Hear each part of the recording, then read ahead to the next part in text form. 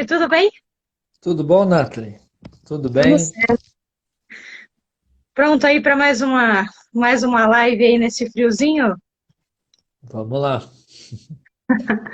Antes de tudo, para a gente fazer essa introdução dos temas, né? São temas aí bem relevantes, polêmicos de certo modo, que a gente vai comentar aqui, né? Tiveram grandes repercussões tanto no cenário nacional como lá fora, mas eu acho importante fazer. Eu queria deixar, na verdade, registrado a indignação com tudo que está acontecendo, e aí depois, Guilherme, fique 100% à vontade para fazer os seus comentários, né? Em primeiro lugar, eu acho que a gente se perdeu enquanto sociedade, né? Então, eu sei que é triste a gente começar a live dessa maneira, mas é o meu sentimento no momento. Eu acho que a gente se perdeu enquanto sociedade, a gente retrocedeu enquanto ser humano, a gente fugiu do processo evolucionário, vamos colocar dessa maneira.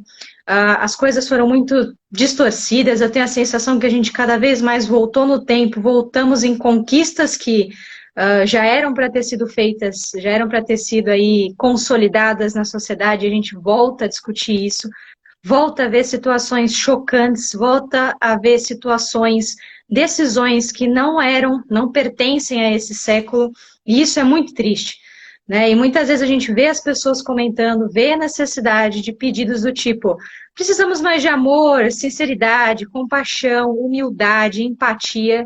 E justamente a gente está vivendo um momento onde todos esses clamores estão ocorrendo de uma maneira totalmente diferente, né?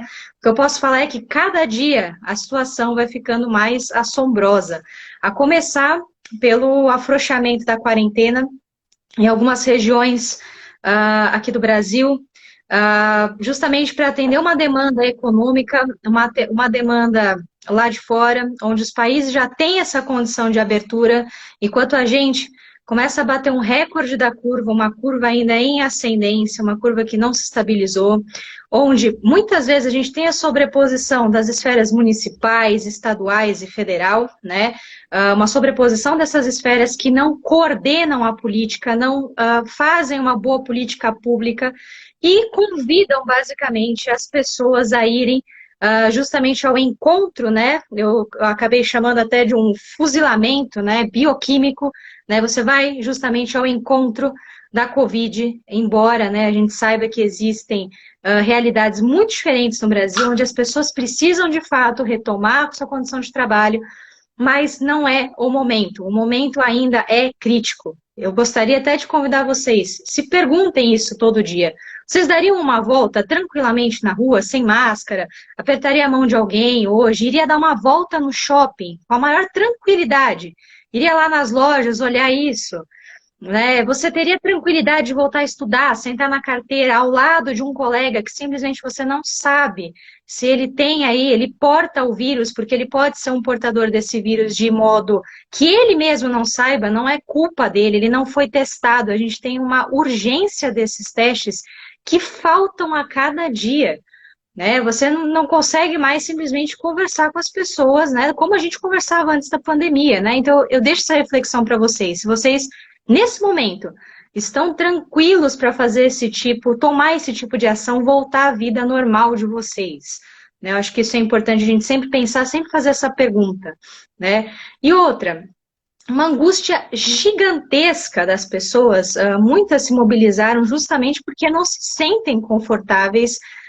nessa retomada. A gente vê uma ascensão da curva, vê números aí elevados de óbito e que, infelizmente, né, tem que vir a pergunta às autoridades públicas, em especial, onde está o Ministério da Saúde? Onde está o nosso ministro da Saúde? Né, foram realizadas diversas mudanças metodológicas e a gente não muda a metodologia no meio do caminho, né? Eventualmente, aventando a possibilidade o quê? De recontar os mortos. Não se faz isso, você não nega a causa-morte de uma pessoa que já foi atribuída, né? Na verdade, você está fazendo com que os mortos se tornem invisíveis, minimiza a questão do Covid, né? Está tentando mascarar um cenário que a gente sabe que não é verdadeiro. E ainda uma afronta gigantesca com a mídia, e por que não? Com a própria figura do William Bonner no Jornal Nacional, para que ele não divulgasse os dados a tempo hábil. E dados para quem? Para vocês, para nós enquanto sociedade. Isso que é o mais chocante. Né? Você precisa ter uma transparência. Você está ferindo aí, até o Guilherme pode comentar melhor do que eu, a própria lei de transparência. Né? A gente não pode fazer isso. É extremamente ilegal. E o William Bonner teve uma sacada genial nesse sentido. Né? Não vai deixar ninguém sem ter a divulgação desses dados. Então, às 22 horas, a gente foi surpreendido brilhantemente com o plantão da Globo, todo mundo gelou, né? Geralmente ou é a morte de uma pessoa muito importante, né? Ou são a queda das Torres Gêmeas, ou Bolsonaro caiu, né? Seria a alegria da maioria aqui, né? Tirando os fervorosos, né? Bolsonaristas aí. E, na verdade, ele fez isso, chamou muito mais atenção aquelas pessoas, ao número de óbitos que a gente estava tendo justamente na data de ontem, que atingiu 1.035 mortos, né, nas últimas 24 horas.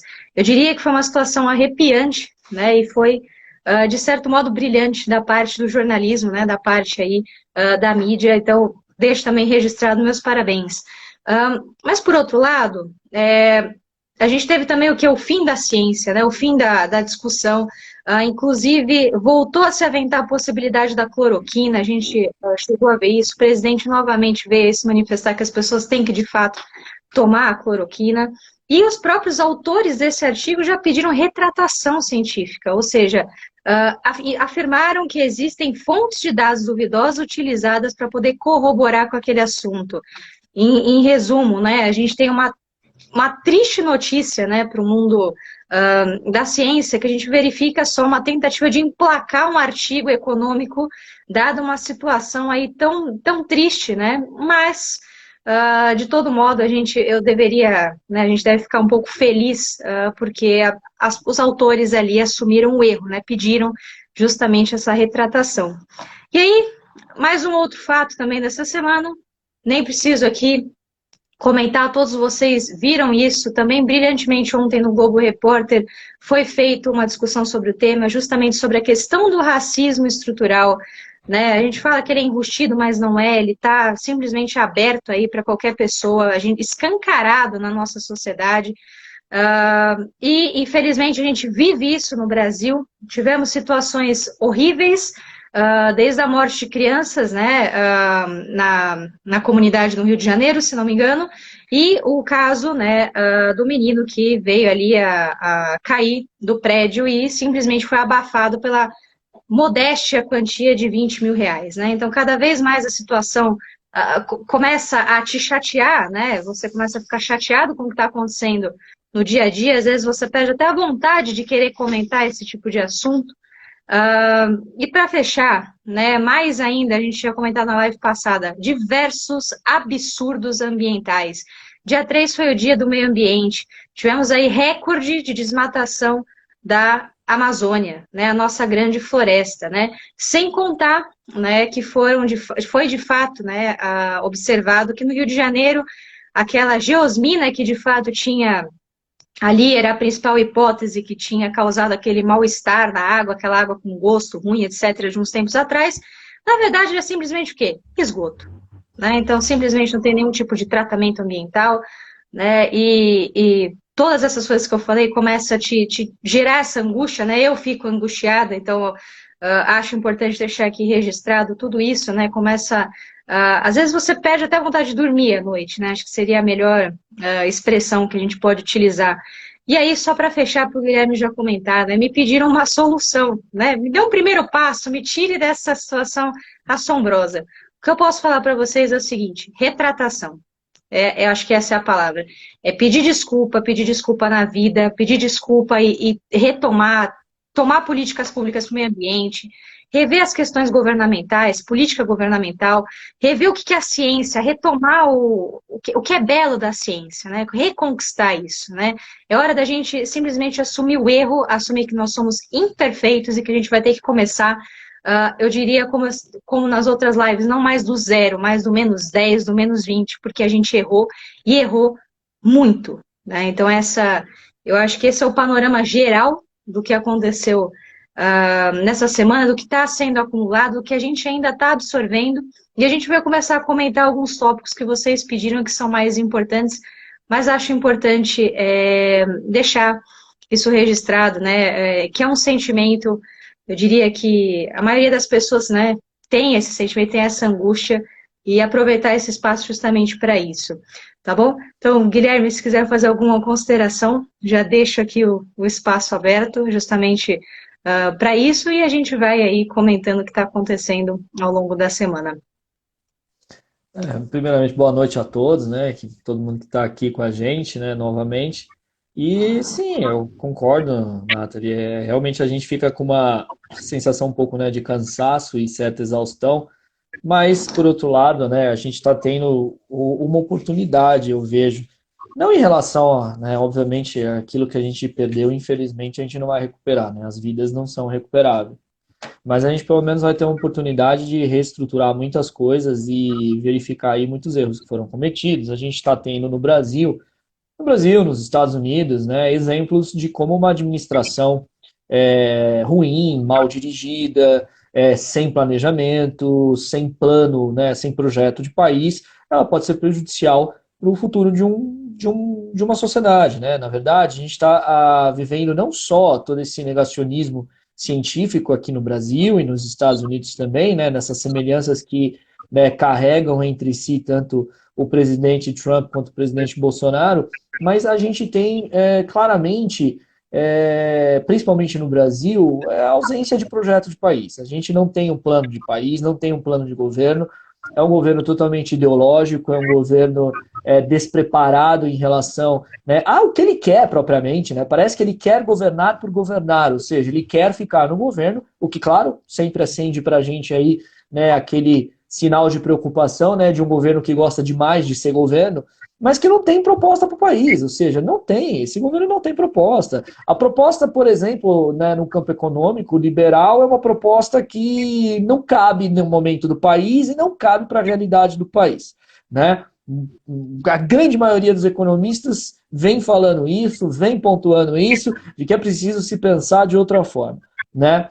Não somente, né, as propostas, né, em todas as áreas. Qual é a proposta do meio ambiente? Atender um certo lobby de certos grupos, ponto final, né? O Salles deixou isso muito claro, inclusive, né, até a Procuradoria-Geral da República, né, agora ofereceu, né, a denúncia contra ele no STF para que ele sofra, né, um impeachment por crime de responsabilidade. Não é a única ação que existe contra ele, muito provavelmente aí acho que veremos, né, um impeachment de um ministro, a não ser que ele saia logo e que o presidente troque ele. Mas, né, qual é o projeto que o país tem para o meio ambiente, além de um lobby muito claro em relação, né, a certos grupos? Nenhum. Qual é o projeto que o país tem para educação? Zero. Né? Para educação, pior ainda. Né? O Weintraub parece um alucinado que sai, né, de uma maneira, desculpa, mas patética, nos braços de uma pequena, né, de um pequena claque ali, que a gente sabe muito bem que tá ali sempre, que faz parte dessas redes de fake news, bolsonaristas, etc., né, que obviamente, né, sai ali como se tivesse, né, vitorioso contra um depoimento que ele se recusou a dar no STF, que ele, por, né, digamos ali, delírios de grandeza, quis inclusive marcar hora e ter prerrogativas que ele não tem, porque ele não é, né, não é testemunha, ele é investigado. Né? Ou seja, você percebe que não tem projeto algum ali para a educação no país. Né? Aliás, ele que estava insistindo tanto em não prorrogar, né, o Enem, por exemplo, e não prorrogar o Enem, agora a gente tem o Ministério da Educação falando que talvez ano que vem não haja Enem por causa de falta de orçamento, sendo que, né, a gente tem, né, o Fundo Nacional da Educação sendo negociado com o Centrão para que o presidente tenha mais, né, possibilidade e estabilidade ali e não sofrer um impeachment. Então, qual é o projeto que o governo tem para a educação? Não tem projeto, tenha só o blá blá blá ideológico dele, de ideologia de gênero, temos que combater, toda essa bobageira toda, mas efetivamente projeto não tem. Então, qual é o projeto que o país tem? Qual é o projeto que eles têm na área de segurança?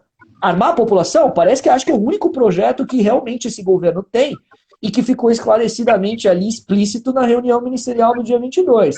Projeto que o governo tem em relação à área de segurança é efetivamente armar a população. Esse é o único projeto que o governo tem nessa área de segurança, porque combate à corrupção me parece que não é, né, algo que, né, o governo atual preza, uma vez, né, que ele abriu mão, até com todas as idiosincrasias e contradições do Sérgio Moro, abriu a mão do Sérgio Moro, se aproximou do Centrão, como todo mundo sabe, todo mundo está vendo, né, e agora quer transformar o Centrão em honesto, né, de qualquer maneira. Então, claro, projeto combate à corrupção não é projeto do país. Então, veja, qual é o projeto que o país tem em ciência e tecnologia? Nenhum. A gente tem cortes de bolsas, a gente tem cortes, né, nas áreas científicas, a gente não tem incentivo, não tem fomento, a gente tem muitos mestrandos, doutorandos, pesquisadores que estão sofrendo para justamente tocar suas pesquisas com dinheiro do bolso mesmo, porque não tem incentivo, não tem fomento, né? Qual é o projeto que o país tem, além disso, na cultura? Nenhum. A gente viu a Cinemateca. Aliás, até agora a gente não sabe para onde a Regina Duarte foi, né? Ninguém sabe para onde a Regina Duarte foi. Ela saiu da secretaria, depois ela falou que não saiu, foi para a Cinemateca, mas não foi. A Cinemateca desesperada, porque simplesmente diz que não tem recursos, está praticamente falida, e a Cinemateca, ela tem um acervo que é extremamente importante para a história e para a cultura do Brasil, que está lá apodrecendo, estragando. Então veja, qual é o projeto que esse país tem? Qual é a proposta que ele tem para o país? Nenhuma. Ele não tem. A proposta que esse governo tem é se manter no poder, é ficar no poder. Ele tem um projeto de poder, ponto, que é o projeto de Jair Bolsonaro e o clã Bolsonaro. É só esse. E a gente fica discutindo, né, o projeto do Paulo Guedes, que até agora... Cadê a reforma tributária? Não fez. Não apresentou nem o plano da reforma tributária no Congresso. Cadê a reforma da Previdência? Foi aquela salada, né, garantindo privilégios para grupos militares, etc. Né? Cadê a reforma administrativa como um todo? Cadê a reforma política? O tal governo reformista, o tal governo liberal, cadê? Não tem. Aí, quando tem a pandemia, ele quer ainda, né, manter a proposta de arroxo e, né, manter aí os gastos públicos. A questão não é que não tem que manter gasto público, mas a questão é do momento, é do contexto. Qual é a proposta que tem? Não tem. Então, no fundo, o que a gente está vivendo no Brasil, e que os Estados Unidos estão vivendo também de maneira muito semelhante, é um governo incompetente. Que, óbvio, reverbera nas esferas estaduais e municipais, com governos competentes ou menos competentes, mas que dependem do recurso do orçamento federal e que não recebem. E que não recebem por tudo isso. Então, o que a gente está presenciando no Brasil é muito triste, como você muito bem falou, Nathalie, porque poderia ser evitado. Poderia ser evitado. A gente tem muitas, para não dizer a grande maioria, porque todas é óbvio que é impossível falar, mas a grande maioria destas mortes poderiam ser evitadas. Poderiam ser evitadas se o Brasil tivesse adotado com rigor a quarentena, se o Brasil tivesse adotado com rigor as orientações, né, internacionais, se o Brasil tivesse feito o seu trabalho. Bom, chegamos ao ridículo de ser, né, objeto ali de crítica do Trump.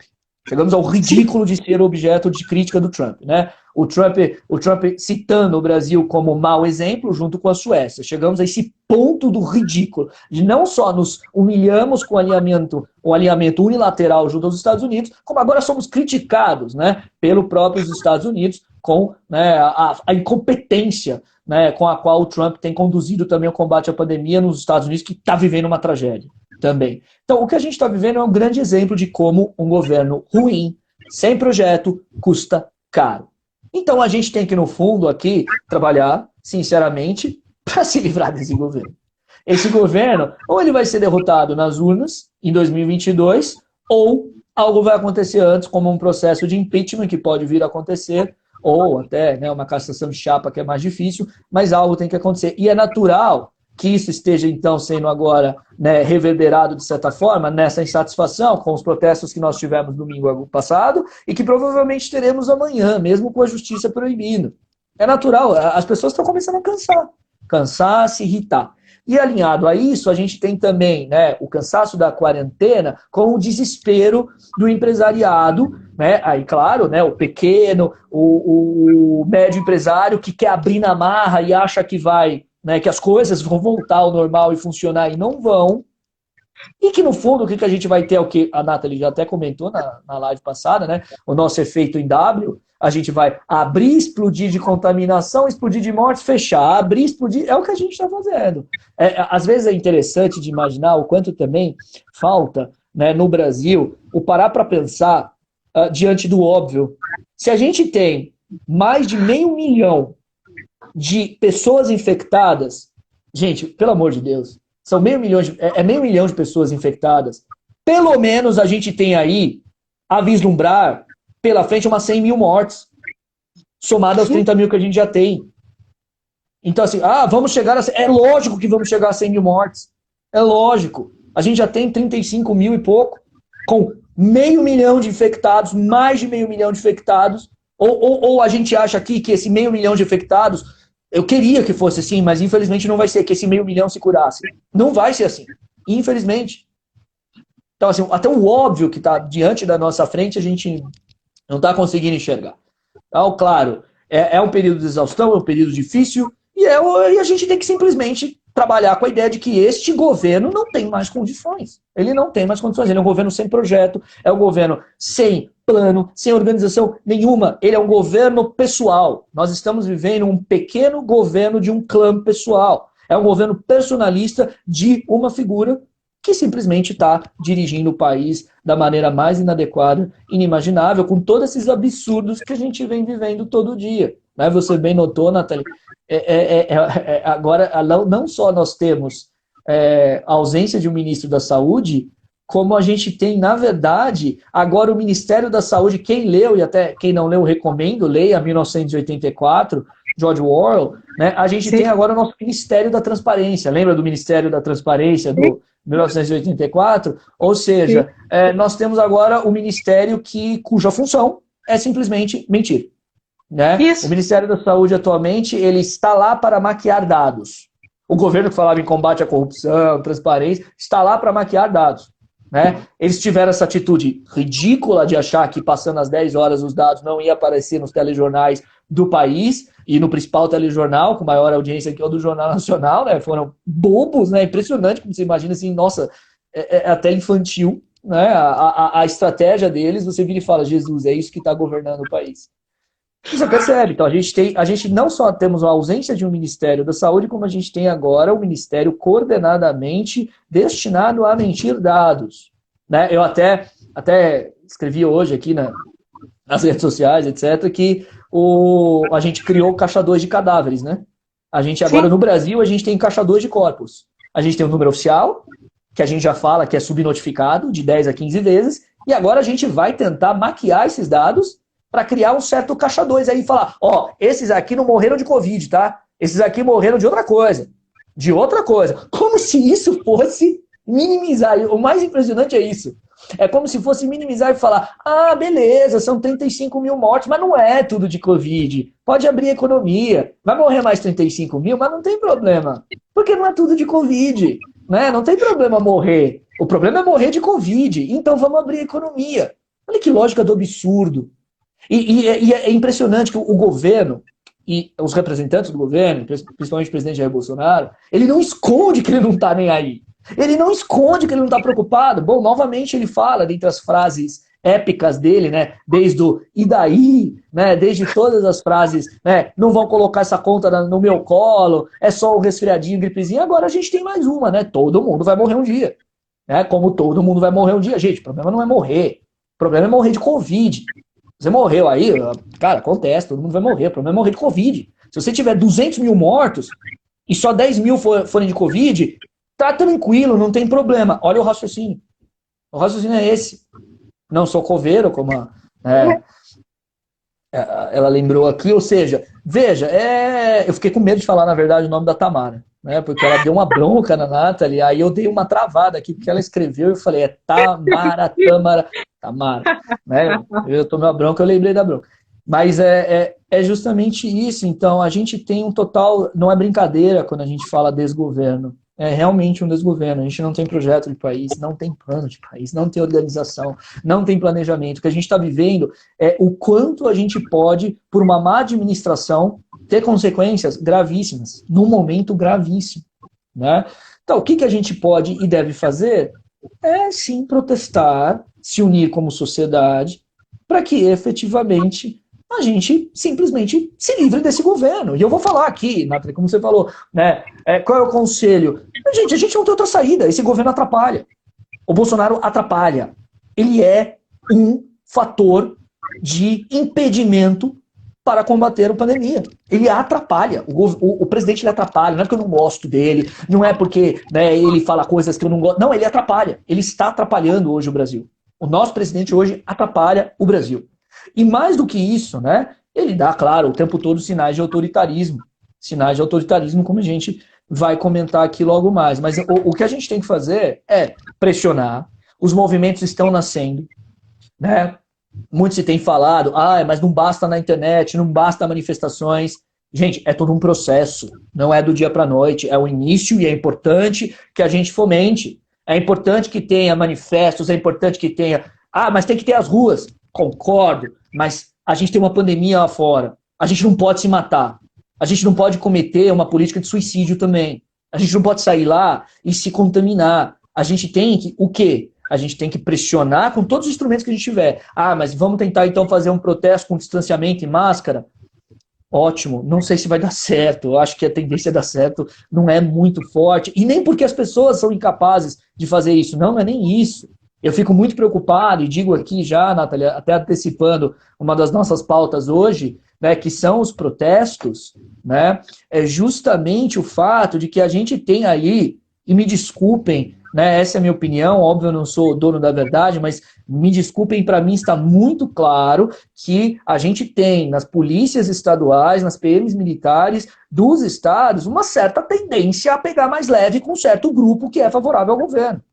Então a gente tem que tomar muito cuidado com isso, muito cuidado, para que não descambe em violência, para que não descambe, né, em confrontos que só vão ajudar o governo do Bolsonaro simplesmente na sua proposta de, né, dar uma resposta enérgica para os protestos, que é o que ele quer. Vocês se lembram muito bem que quando a gente teve aqueles protestos no Chile, né, o próprio Eduardo Bolsonaro virou e falou, olha, se isso aqui acontecer no Brasil e a esquerda fizer isso, sempre a esquerda, no imaginário deles, né, a gente vai ter que ter um AI-5. Voltaram com a ideia agora de, olha, se acontecer, a gente não pode. O Bolsonaro próprio falou agora, né, esses dias, não podemos ter algo aqui como o Chile. E é claro, né, tudo que é contra ele, né, nas frases célebres dele, ele virou e falou, né, não são protestos a favor da democracia, são maconheiros, vagabundos, etc. Porque a democracia, protesto a favor da democracia, protesto que pede fechamento do Congresso, que pede fechamento do STF e que pede, né, Bolsonaro presidente ditador. Isso é o protesto a favor da democracia na cabeça, né, do clã Bolsonaro, a gente sabe disso. Então a gente não pode jogar o jogo do Bolsonaro, mas protestar, tem que protestar. Redes sociais, manifestos, protesto, se for para ir nas ruas, com todo o cuidado do mundo e com toda a preocupação em não ter esse embate, não ter o confronto. Vai ter gente que vai provocar? Vai. Foi um absurdo aquela mulher com um taco de beisebol na mão. Desculpa, aquilo foi um absurdo. Aquilo é uma arma branca, pelo amor de Deus. Uma mulher com um taco de beisebol na mão escrito Rivotril. Que é aquilo? Como uma mulher daquela não pode ser detida? É claro que é preocupante, porque você percebe que tem uma tendência ali. Tem uma tendência. Então isso tem que ser visto com muito cuidado para que as pressões continuem, para que os protestos possam ser feitos, mas de uma maneira em que a gente não jogue o jogo do bolsonarismo. Não jogue o jogo de quem quer, na verdade, estar louquinho para tentar, né, de maneira bem enérgica e violenta, né, sufocar os protestos. Essa ideia, somos 70%, somos maioria, estamos juntos, o basta dos juristas, etc. Muita gente pode virar e falar, mas isso aí não basta, isso aí não sei o que, é muito pouco, né? É um início, gente, é um início. Vai ganhando força, tem que ganhar corpo, tem que ser alimentado e a gente tem que ir protestando e tem que ir exigindo justamente, né, movimentações das instituições democráticas, movimentações do Congresso e movimentações do Supremo Tribunal Federal. Né? A gente não pode cair na inocência, e aqui, né, também vou falar uma coisa que às vezes incomoda. A gente não vai derrubar o governo nas ruas com, né, a nossa violência contra o governo. A gente não consegue suportar a violência do Estado. A violência do Estado é mais forte. O que a gente tem que fazer é pressionar o Estado, internamente o Estado, para extirpar o governo que é autoritário. São as pressões que vão fazendo com que os congressistas, os ministros do STF percebam, olha, chegamos ao ponto que não dá mais. Ou esse governo cai, ou a gente vai ter distúrbios daqui para frente. Nunca se esqueçam, o processo de impeachment é um processo jurídico-político. E não é jurídico-político porque tem política no meio. Não, porque ele é desenhado para ser assim politicamente, ele precisa dessa pressão, ele precisa disso. Isso vai se construindo, não é do dia para a noite. Creio que começou e acho que estamos caminhando para isso. Mas tem que ter paciência, tem que ter estratégia e tem que ter muita sabedoria para que a gente não caia nesse jogo violento, que é o que o governo mais deseja, sem sombra de dúvida. Vejam que esses dias, inclusive, nós tivemos, né, o governo, né, passando alguns decretos, né, proferindo alguns decretos de facilitação de compra de armas, que inclusive já estão sendo questionados acerca da sua constitucionalidade, mas que refletem essa proposta do governo, de ter arma na rua, de ter arma entre seus apoiadores para que haja respostas armadas desses apoiadores. Então vejam que me parece, e aí é claro, por favor, me critiquem, mas né, me parece que no imaginário dessa proposta bolsonarista, a ideia é armar a sua claque, os seus fanáticos 20%, para que causem distúrbios que justifiquem intervenções estatais autoritárias. Para mim, fica muito claro que esse é o único projeto desse governo que não tem plano e projeto em nenhuma das áreas, né, como a gente falou aqui. Né? Mas é isso, Nathalie, vamos começar aí nossa discussão. É que o Guilherme ele é mais enérgico, né? Ele mostra mais a revolta. Eu sou uma pessoa um pouco mais pessimista, né? Então eu vou mais devagar, assim, o Guilherme já vai mais com fervor, né? São estilos diferentes, mas o sentimento é o mesmo, né? E aí vamos puxando aqui alguns ganchos, né? Justamente esse processo de abertura por uma demanda, né, econômica. O Guilherme bem explicou aqui, eu também já tinha reforçado. As pessoas estão revoltadas, as pessoas estão cansadas de ficar em casa. E no Brasil, como a gente não fez a lição de casa, a gente vai ficar mais tempo em casa, né? Então, mais tempo em casa, né? Mais tempo para sair e é uma bola de neve que a gente nunca vai sair. Mas aí vocês podem me perguntar, né? Que coisa estranha, né? A gente está nessa situação tão tenebrosa e o Ibovespa aí começou a bater recordes novamente, né? Começou a subir. Chegou na sexta-feira em 94 mil pontos, sendo que a média aqui, entre março e maio, a gente estava entre 70 mil pontos, né? Então, muita gente achou esse movimento estranho, inclusive com um dólar abaixo dos 5, que a gente não via isso desde o dia 26 de março. A gente fechou o dólar em 4,99, né?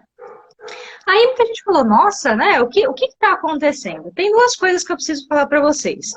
Primeiro, o Ibovespa é um reflexo muito grande do que está acontecendo lá fora, né? A gente depende muito dos investimentos externos, né? Investidores lá de fora, colocando dinheiro aqui dentro, né? Esse é o primeiro ponto. Só que a realidade lá fora é que os países já têm condições de fazer uma abertura e ainda assim gradual e com muitos estímulos, monetários. A Alemanha está fazendo estímulo econômico, França está fazendo estímulo econômico e inclusive os próprios Estados Unidos. Bom, tudo bem, né? Isso acalmou um pouco as bolsas, né? Porque você vai ter mais dinheiro no mercado, os preços das ações acabam caindo um pouquinho, é um movimento para você ganhar no que a gente sempre chama aqui do day trade, o dia a dia, né? Mas aí, se a gente olha para a realidade brasileira, a situação é um pouquinho complicada, né? Por que está sendo puxado esse índice para cima? Justamente porque são os pequenos investidores, aquele investidor que eu chamo de aventureiro que está procurando aí ganhar no dia a dia. E isso não vai se sustentar por muito tempo. Primeiro, porque esse reflexo está acontecendo aqui, como eu já falei, um reflexo lá de fora. Segundo, essa semana em especial, a gente não teve grandes reviravoltas políticas sendo considerada aí pelo mercado financeiro, não houve um pronunciamento ou algum decreto de fato que afetem as decisões financeiras, tá? E o mercado está enxergando isso como uma reabertura econômica. E aí, de novo, como o Guilherme já tinha bem relembrado, que eu já tinha falado em lives passadas, É o famoso movimento em W. Olha que maravilha, tá tudo abrindo, a bolsa vai subir, o dólar vai cair, que é o que todo mundo quer, né? Não é lindo? Lindo. Aí morre mais de 100 mil pessoas, fecha todo mundo, fica todo mundo guardado, bolsa despenca, dólar vai para 6, 7. Todo o mecanismo econômico tende o quê? Tende a se repetir, tá? Então isso é importante falar para vocês. E outra coisa que eu não vou cansar de falar. Injetamos dinheiro, Estados Unidos injetou dinheiro, Alemanha, França, etc. Qual que é o resultado? Qual que é a conta que a gente vai ter daqui a pouquinho? Uma coisinha chamada inflação. Né? Então, no primeiro momento, não tem inflação? Não, de fato, a gente está no cenário de pandemia, estamos saindo dessa situação, mas a conta uma hora vai chegar, vai ter um estouro da inflação. Taxa Selic, nossa, está em 2%. Muito provavelmente, no começo de 2021, já vai ter uma leve alta aí entre 3,75, quase 4. Tá? Então, deixem aí anotado, depois a gente discute lá no futuro essa projeção. Mas é o que vai acontecer. E aí a gente vai ter um outro problema no Brasil. A gente vai ter uma crise econômica com uma crise salutar, com uma crise política e possivelmente uma inflação que vai deteriorar ainda mais o poder de compra de vocês. Ou seja, vocês não vão ter tranquilidade nem sequer de ir comprar o seu arroz, o seu feijão no mercado, porque os preços, os contratos vão estar totalmente distorcidos e fora da realidade. O mercado vai perder o parâmetro a longo prazo. E isso é uma das coisas mais perigosas que a gente pode ter a longo prazo e que eu diria para a gente ter muito cuidado e muita precaução, tá? Porque a gente sabe que, como o Guilherme já bem ressaltou aqui, não tem política de governo, imagine, né, o nosso Ministério aí da Economia, como que ele vai lidar com esse tipo de situação. E só para cobrar aqui uma coisa que eu falei na live passada, eu acho importante para falar aqui que a gente não mente, né? A gente usa a ciência aqui para chegar no que de fato não são os números reais, né? Mas é o que de fato é a situação, né? É a realidade. Eu comentei na live passada, ou se não me engano, na retrasada, sobre o problema do desemprego. Se vocês repararem, o dado divulgado do desemprego lá nos Estados Unidos, e aí a gente já vai mudar agora, vai sair um pouquinho do Brasil para ir para os Estados Unidos, ele fechou em 13,3%. O que quer dizer que, apesar dessa abertura gradual, os Estados Unidos já conseguiu recuperar o seu poder de empregar as pessoas. Porque, se vocês lembrarem o que eu falei, o mercado de trabalho americano é 1000 vezes mais dinâmico que o mercado brasileiro. Lá eles não têm que ficar pensando muito em preencher papelada, se vai demitir, recontratar, etc. E aí as projeções eram, eles fecharam em 13,3%, sendo que a projeção era de 19% de desemprego lá nos Estados Unidos. Então foi uma notícia positiva, né? Pesa aí muito levemente na conta do Trump, né? Porque você tem um estímulo à atividade econômica que ele tanto deseja. Mas a gente tem que levar em consideração uma coisa, quando há a recontratação desses americanos, o que acontece? Se você é demitido e você vai ser recontratado ou vai tentar se reposicionar no mercado, essa pessoa perde o quê? O poder de compra. Se ela ganhava $1.000, ela não vai ganhar mais 1.000, ela vai ganhar $800. Tá? Então, isso também tem que ser levado em consideração, ou seja, as pessoas, por mais que elas estejam empregadas, nesse momento, elas também não vão conseguir como elas estariam no período passado, estimular a economia americana. E aí que vem o gancho. Esse fato, mais diversas atrocidades que aconteceram, como a gente comentou na live passada, do George Floyd, e inclusive as respostas que foram dadas, tanto do posicionamento do Trump, como das próprias polícias ali de diversos estados, começou a chocar a população e a população simplesmente falou, ok, fim total da quarentena, já está tudo, é uma revolta tão grande do lado econômico como do lado social. A gente voltou a discutir questões raciais americanas e eu estou longe de ser aí uma grande pensadora né, que compreende essa realidade americana, né, longe de mim, mas a gente vê que está voltando a patamares aí, a discussões assim, de apartheid, de onde você tinha uma guerra entre norte e sul nos Estados Unidos, inclusive aventaram a possibilidade de uma guerra civil nos Estados Unidos. Eu achava difícil isso acontecer, né? Mas dado o que a gente tem de demanda social, nada é impossível, né? E aí as pessoas se revoltaram, acabaram com a quarentena, ficaram expostas ao vírus, então esse vai ser um outro fato. Muitas pessoas, provavelmente, o Guilherme até comentou, Por mais que a gente tenha precaução de máscara, manter distanciamento, numa manifestação você vai ter contato com diversas pessoas, né? A gente acaba ficando próximo. Na hora de eventualmente fugir, por mais que use bicicleta, etc., na hora do confronto ali com a polícia, você acaba tendo contato com as pessoas e a gente vai ter um reflexo lá na frente de muitos americanos infectados, o que pode, inclusive, aumentar o número de mortes e a economia americana voltar a fechar. Não em todos os estados, cada situação vai ter que ser levada em consideração. E aí, o que eu também queria deixar como revolta, e o Guilherme já vai comentar essas questões, eu acho que ele é muito melhor do que eu para comentar esses aspectos mais sociais, mas é chocante, é triste, por isso que eu comecei a live justamente com esse sentimento de tristeza. Você vê, primeiro, um idoso que é empurrado né, pela polícia e bater a cabeça no chão, sendo que ele simplesmente estava dando pelo menos uma justificativa porque ele estava talvez atrasado ou ele estava descumprindo, né, o toque de recolher. Aquilo ali, para mim, foi uma das imagens mais tristes, não minimizando o que foi feito com o George Floyd, né? Mas é um idoso, quer dizer, nem o cuidado com idosos a gente tem. Com os negros a gente não tem, com os idosos a gente não tem, com crianças eventualmente a gente não tem. E outro exemplo, um jovem universitário, foi agredido na manifestação. Inconsciente, foi puxado pelos policiais com uma mancha de sangue gigantesca na cabeça e simplesmente ele foi preso sem nenhum atendimento imediato ali para sua condição física, né, sua integridade física. Então, é uma coisa extremamente chocante, porque você vê isso num país que é desenvolvido e, principalmente, se a gente puxa para cá, isso também acontece no Brasil. É extremamente triste, revoltante e, de certo modo, a gente quer não estimular, mas quer apoiar que as pessoas façam essa manifestação, mas, por outro lado, a gente fica com esse medo do contato, né, com o vírus, etc. Então, fica essa ambiguidade e a gente sabe que, por mais que a gente se manifeste na rede social, teve um movimento, né, de colocar a tela preta no Instagram, no Facebook, etc., a gente sabe que, de fato, a gente precisa, como o Guilherme já falou, seja aqui no Brasil, seja nos Estados Unidos, seja onde quer que for, cobrar quem? Cobrar o governo. Ele que vai poder, pelo menos, né, se a gente pensar dessa maneira, atenuar essas questões.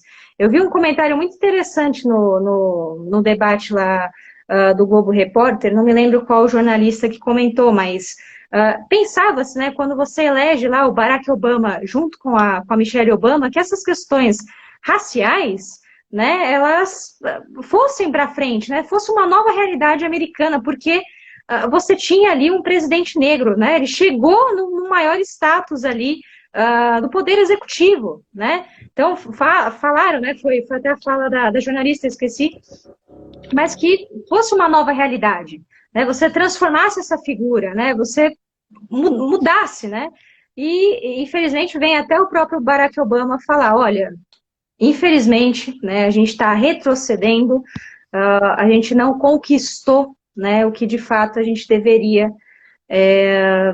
ter há muito tempo, né? Então, seja para os negros, seja para os indígenas, seja qualquer povo, qualquer etnia, qualquer raça, idosos, para mim aquela imagem também é extremamente chocante. Não era nem um pouco necessária, né, de acontecer, né? Então, eu particularmente não tenho palavra para descrever, assim, só manifestar indignação e acredito que tem, sim, né, que existir esse tipo de movimento e cada vez mais com mais força. Né? Então, acho que o Guilherme pode muito bem comentar justamente os desdobramentos dessas questões, mas o panorama geral, né, juntando um pouquinho da economia com o que está acontecendo, infelizmente, também lá fora, é triste, né? É muito triste.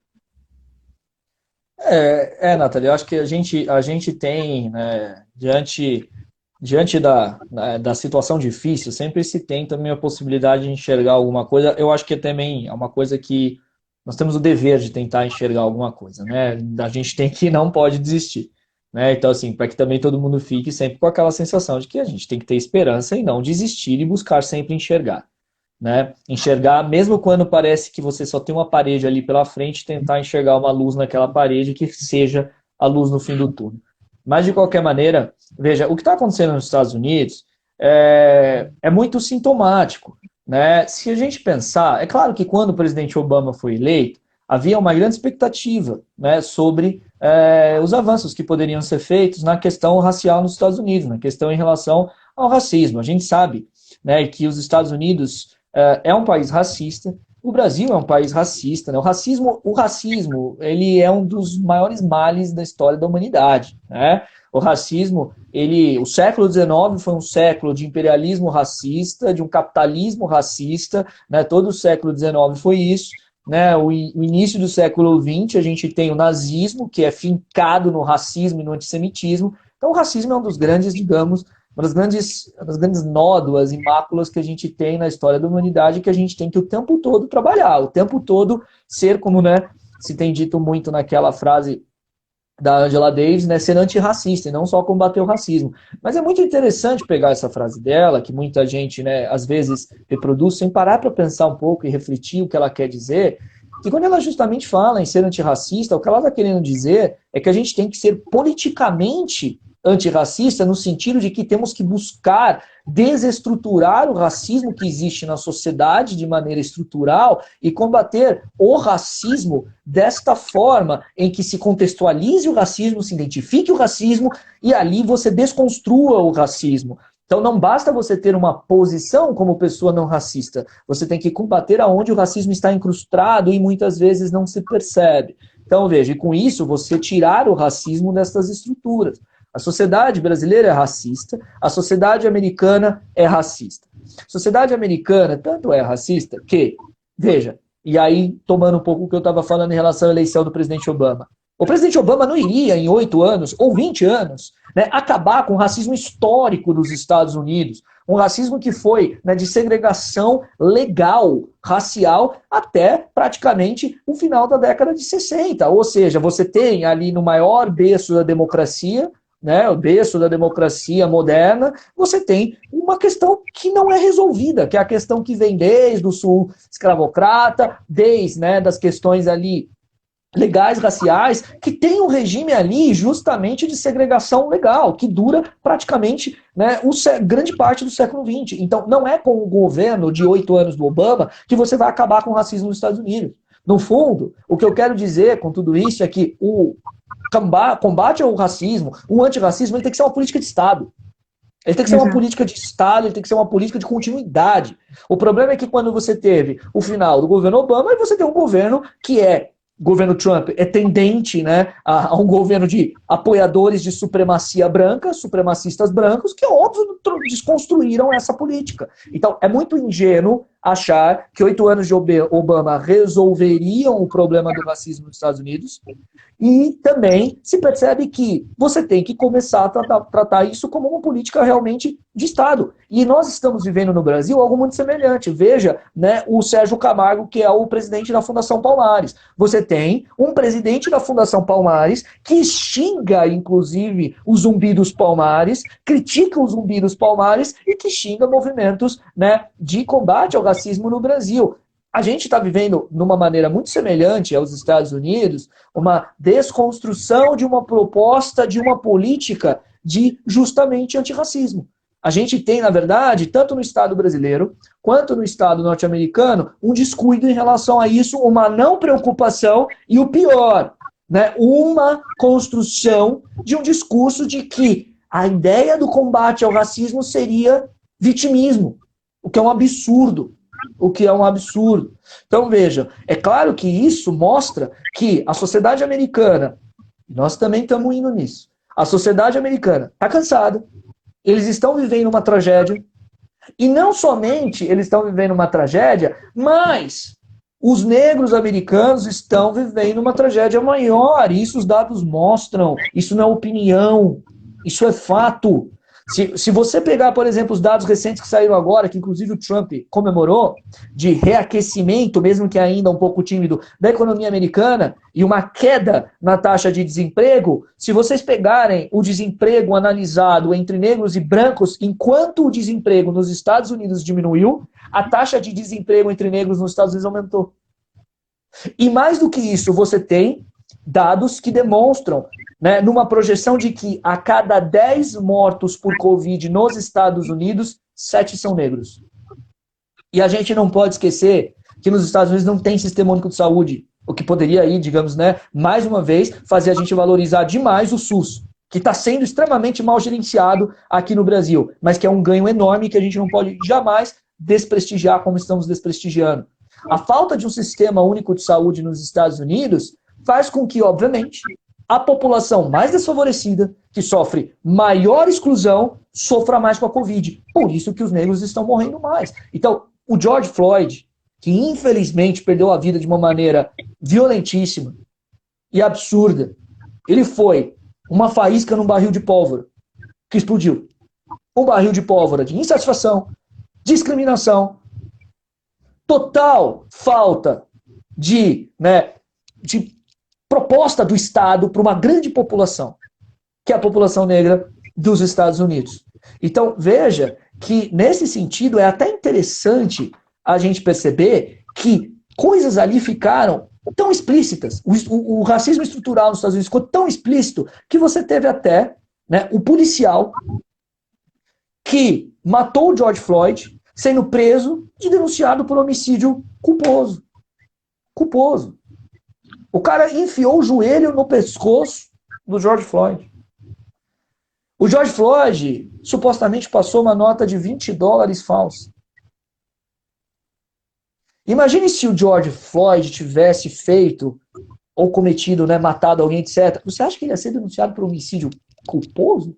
Essa denúncia mostra que existe um sistema penal nos Estados Unidos que é mais brando para brancos e mais pesado para negros. E que é semelhante aqui no Brasil.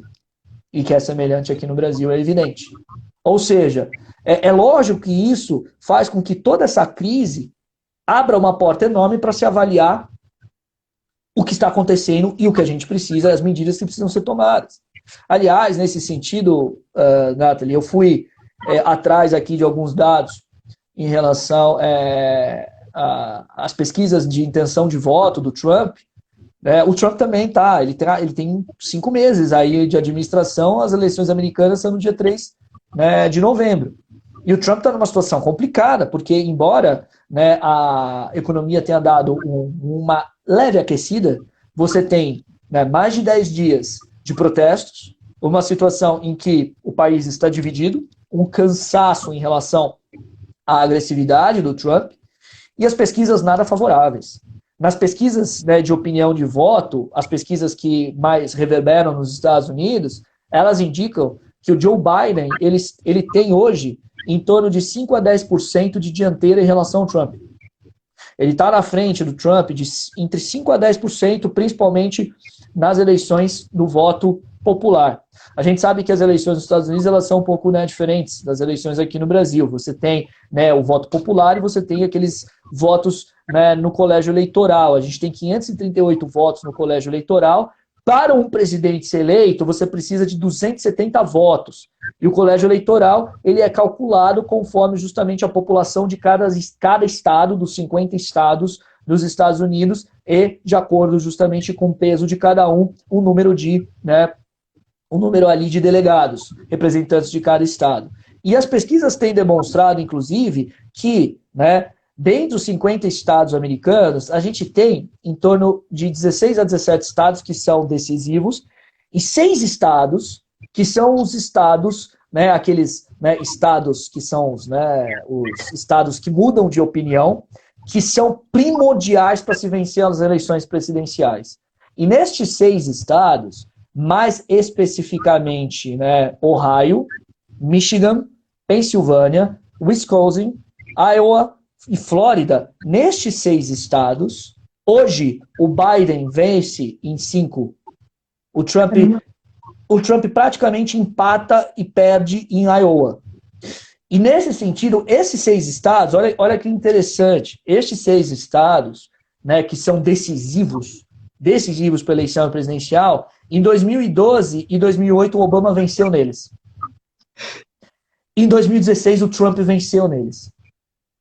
Então, esses estados eles mudam a opinião entre democratas e republicanos mais facilmente que os outros estados. Por isso que eles são chave nas eleições presidenciais. E o Biden está vencendo, ele está na dianteira de 5 destes 6 estados, e no voto popular ele tem uma dianteira relevante de 5 a 10%.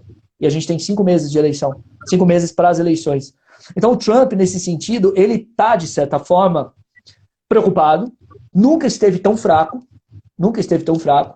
não só está preocupado e nunca esteve tão fraco, como tem uma tendência aí a apelar para o seu eleitorado mais fiel, para o seu eleitorado que é o eleitorado mais, digamos, conservador, porque ele está perdendo o eleitorado principalmente da população negra e principalmente da população hispânica, imigrante.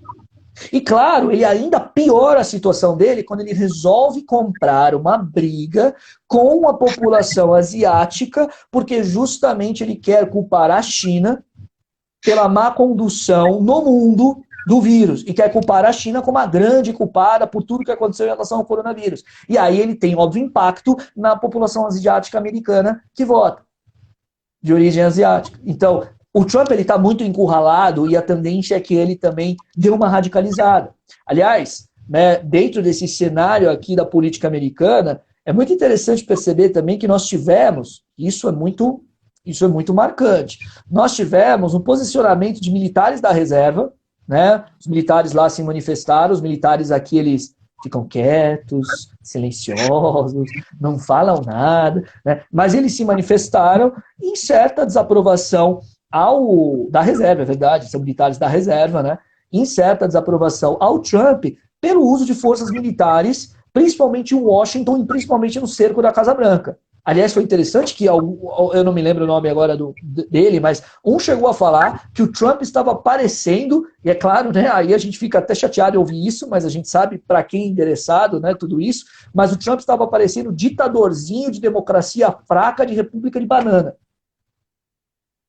Né, usando as forças militares para cercar, porque para os americanos é uma imagem muito forte aquilo, né, as forças armadas cercando ali a Casa Branca, fazendo um policiamento como se os Estados Unidos estivessem, pela primeira vez na história, utilizando suas forças armadas em seu território, e não, né, nas guerras externas que os Estados Unidos sempre travaram na sua longa história de existência independente.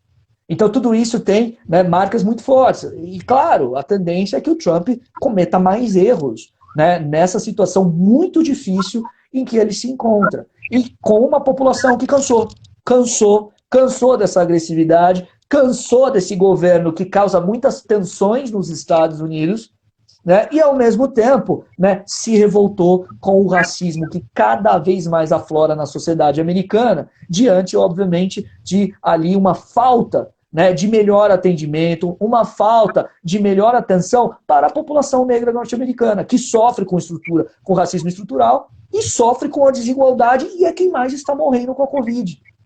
Aliás, só para fechar esse raciocínio, Nathalie, e você fazer os seus comentários, o Bolsonaro falou recentemente que, né, o racismo nos Estados Unidos é um racismo diferente do Brasil, né?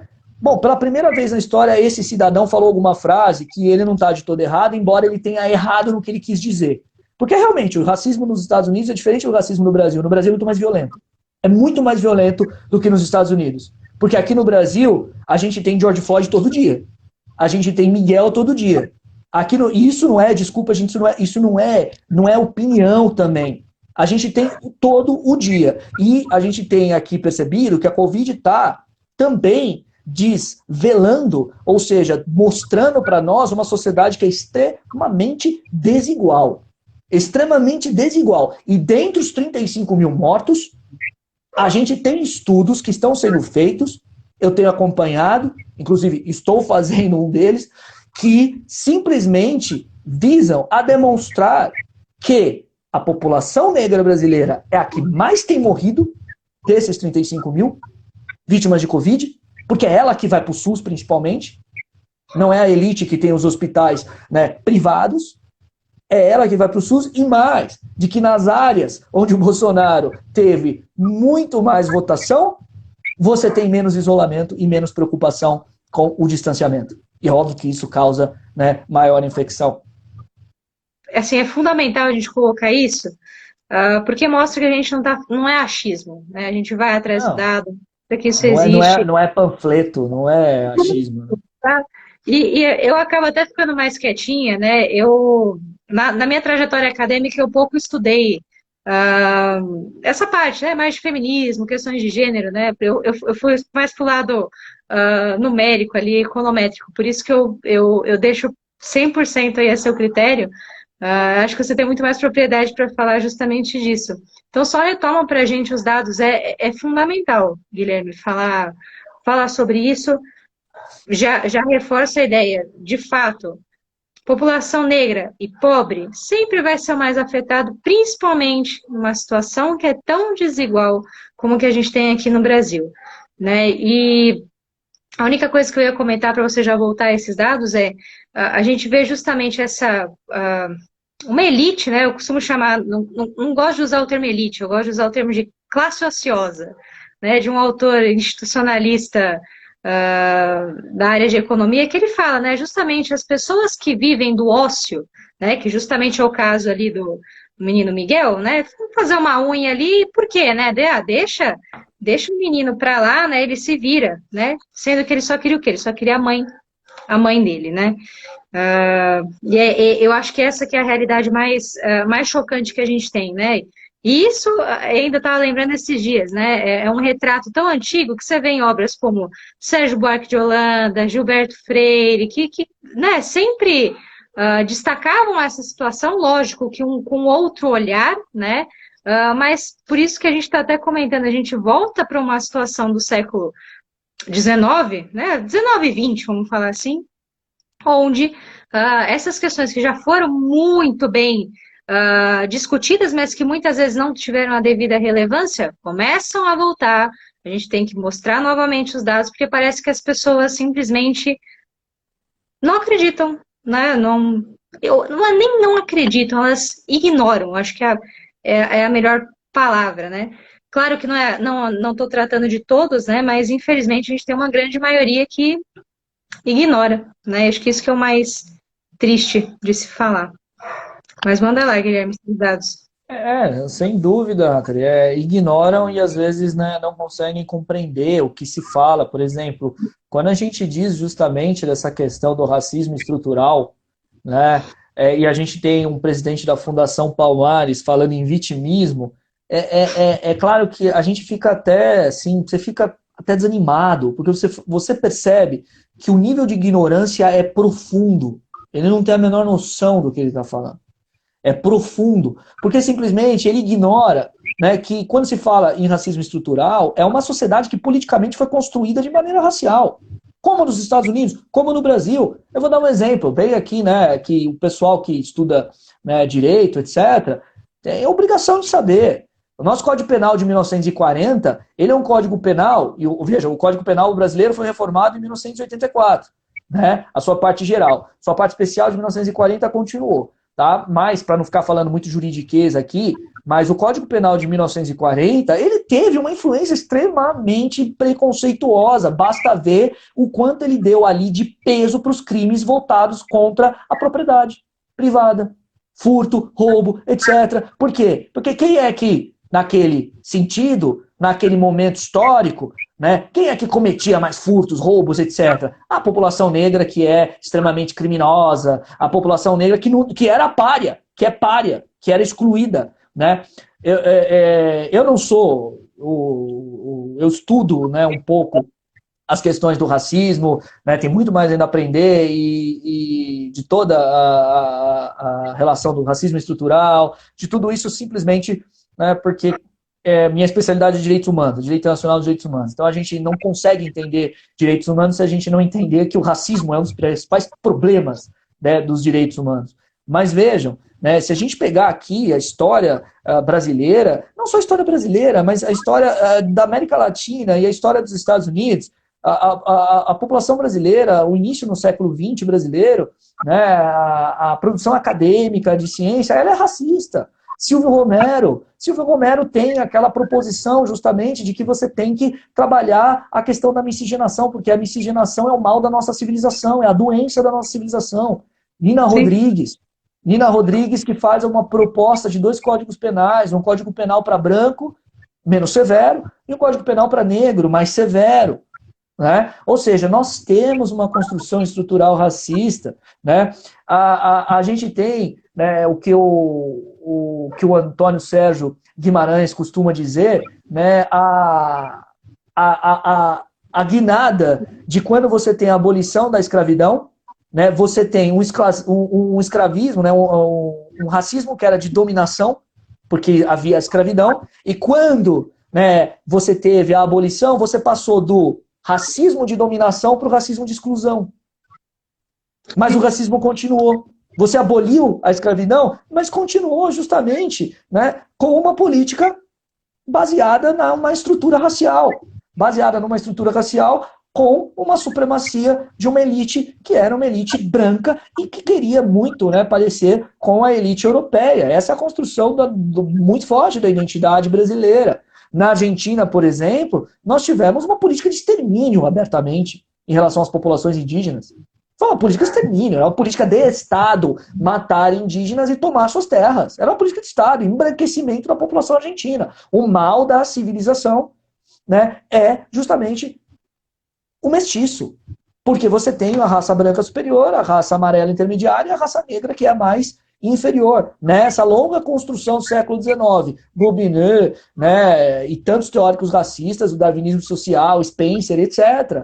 Então, para não ficar muito falando disso, né, mas justamente o Brasil ele é um país racista. A gente tem que se assumir como um país racista, estruturalmente racista. Os Estados Unidos são racistas, vários países na América do Sul são racistas com as suas populações indígenas.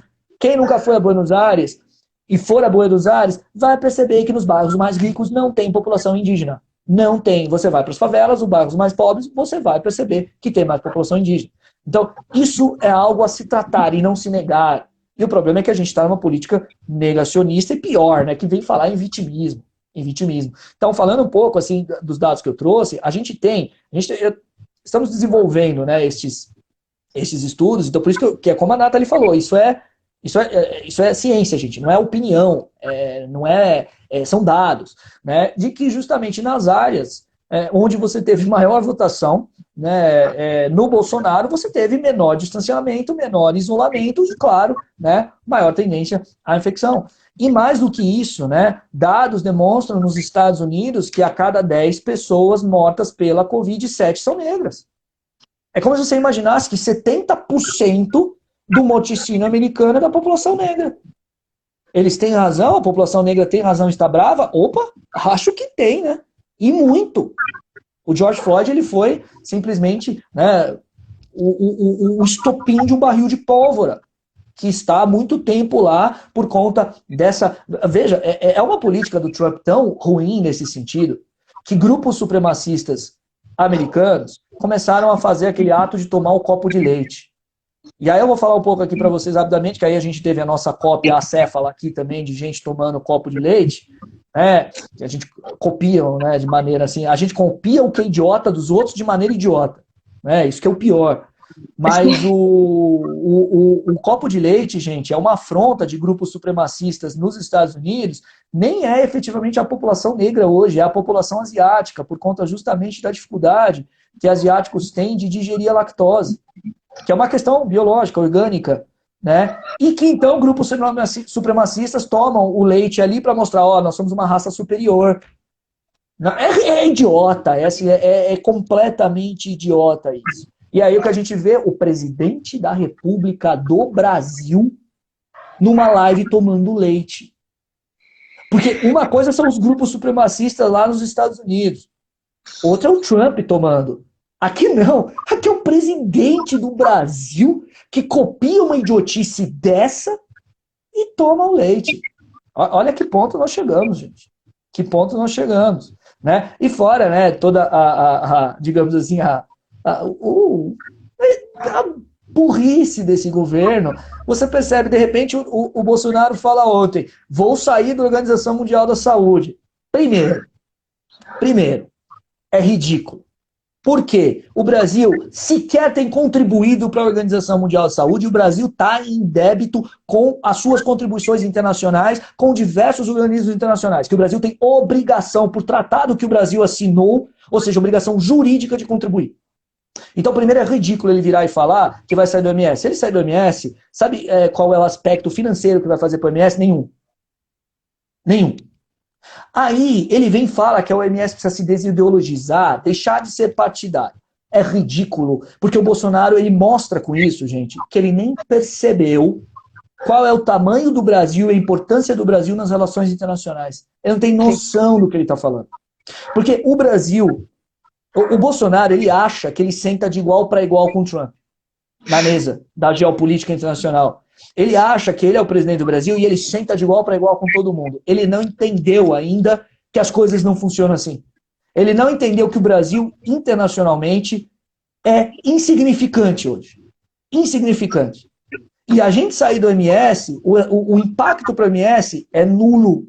O impacto para a gente é enorme, porque é mais gente, né, prezando pela não ciência, é mais gente falando bobagem, é mais gente se informando, né, pelas redes bolsonaristas de fake news. É uma tragédia. É uma grande tragédia. Então percebam essas nuances que demonstram o quanto o Bolsonaro ele é, da cabeça aos pés, de todas as extremidades dele, extremamente despreparado para ser presidente da República. Ele não tem a menor condição de ser presidente da República porque ele não tem noção do que é o Brasil nas relações internacionais, de como funciona o Brasil, ele não tem noção.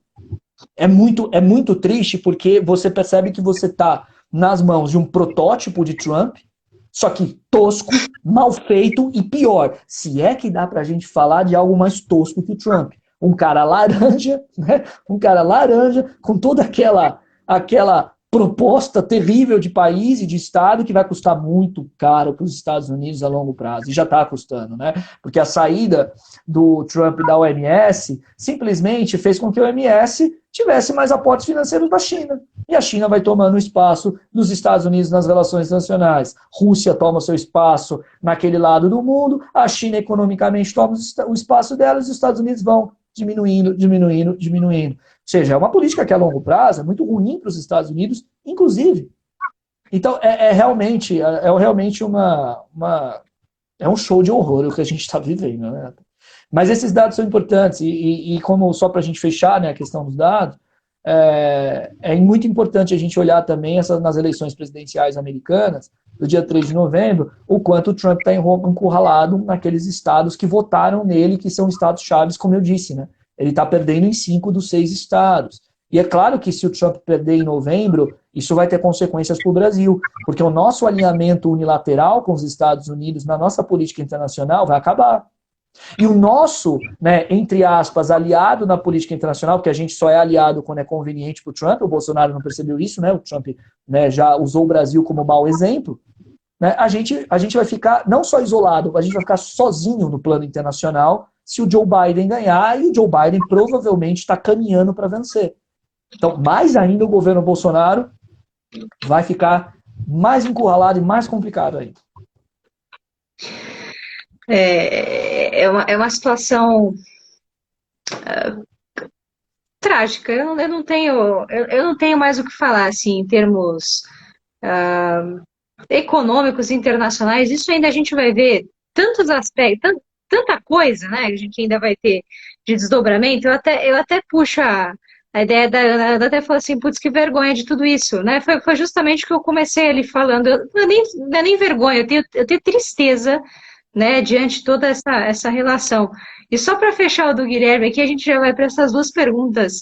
E ainda teve um boato, não verifiquei se é verdade, mas que parece que o namoro aí do Trump, o noivado com o Bolsonaro foi encerrado, né? As alianças aí foram desfeitas porque o Trump deixou de seguir o Bolsonaro no Twitter, né? Então a coisa tá ficando feia.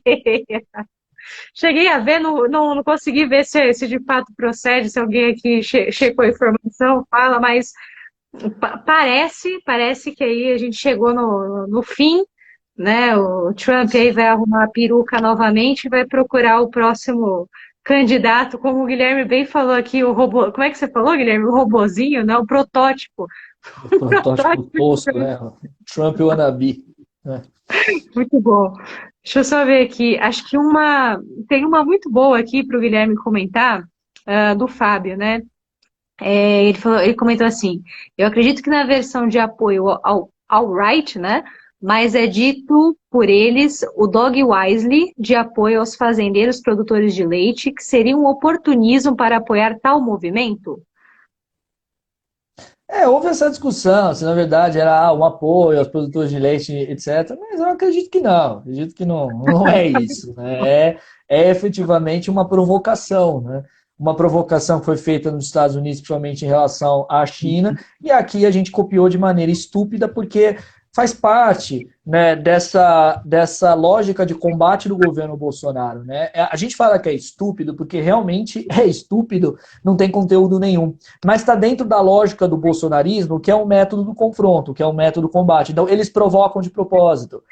No fundo, eu até acho que o ideal, quando a gente enxerga o presidente da República tomando leite, o ideal é óbvio, é a gente comentar como a gente está fazendo aqui, demonstrar o quanto isso é absurdo, mas ignorar em relação às consequências, né, para ele, porque assim, é isso que eles querem, é a provocação para efetivamente também ir criando, né, factóides para você tirar do centro do noticiário ou das discussões os inquéritos correndo contra as fake news, a intervenção da Polícia Federal, a aproximação com o Centrão, né, a troca de favores, né, com investigados e condenados na Lava Jato, ou seja, tudo isso que no fundo é aquilo que deixa o governo extremamente preocupado e que ele faz de uma forma, né, às escuras, e para deixar mais às escuras, efetivamente produzir essas provocações para a gente, né, na verdade, desviar o foco e aí ficar discutindo o que é absurdo por definição,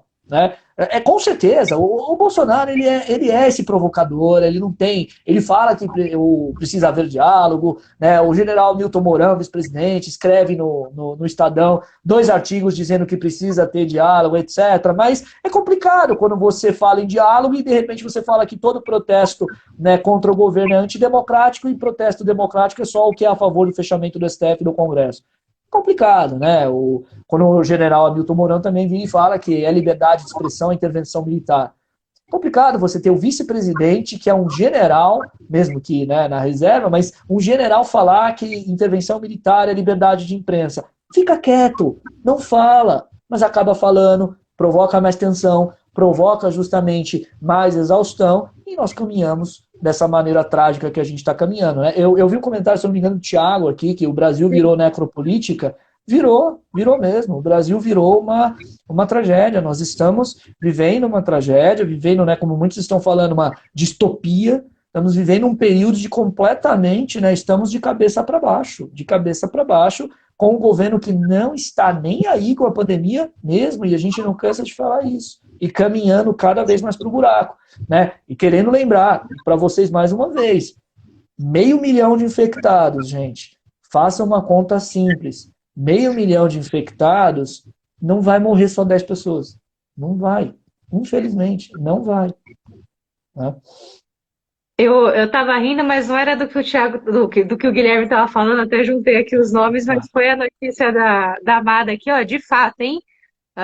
O Trump não segue mais o Bolsonaro, fim de papo, fim de relações, né? E vamos procurar um novo protótipo, né? Vamos ver quem vai Mas, ser Nathalie, mas foi muito legal isso, porque parece bobagem, mas o fato do Bolsonaro, não é, o fato do Trump deixar, não é bobagem, porque no fundo o Bolsonaro se tornou uma liderança extremamente negativa no mundo. O Bolsonaro é considerado o pior presidente de um Estado democrático na condução da pandemia. Então, como eu falei, gente, a gente tem que fazer todo esse raciocínio com os dados. A situação do Trump é uma situação de incômodo para as eleições. O Trump está encurralado, ele está perdendo as eleições hoje. Hoje, se a votação dos Estados Unidos fosse hoje, as pesquisas nos colégios eleitorais, o Biden seria eleito presidente dos Estados Unidos. Então, hoje, você carregar o Bolsonaro é carregar um incômodo. Então, gente, é pra gente raciocinar. Chegamos ao ponto de nos tornarmos um incômodo pro Trump. O Bolsonaro é um incômodo pro Trump. Né?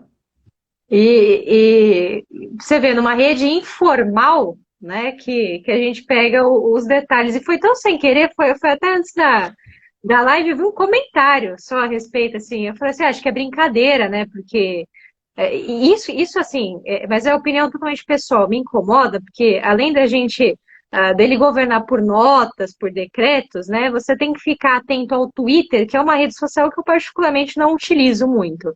Mas porque as bombas, né, sai tudo ali, né, em sequência, né? Então, é justamente, Thiago, a que ponto que a gente chegou, né? Uma democracia tuitada em não sei quantos caracteres, né? É. É deplorável, A né? política internacional, né? Eu tô rindo aqui porque a Ana escreveu aqui, eu não consegui não rir, né? Sobre eles saíram do Twitter e foram para outra rede É, social, né? Mas enfim, mas justamente uma situação complicada. O Twitter ele tem hoje um peso e, aliás, mais uma vez, né? É importante a gente também notar isso nessa luta contra a fake news que é extremamente nociva para as democracias, né? Twitter, o Facebook, Instagram, o Instagram, eles precisam tomar políticas mais enérgicas, né? O Twitter, no fundo, virou quase que um inimigo do Trump por causa, né, deles terem reagido a informações falsas que o Trump tweetou. E aí o Trump quis ali, né, fazer uma lei de praticamente mordaça para o Twitter. Olha o delírio, para vocês perceberem como o Trump também tem uma personalidade extremamente autoritária. É que as instituições americanas elas seguram o autoritarismo do Trump. Mas muita coisa semelhante passa aqui.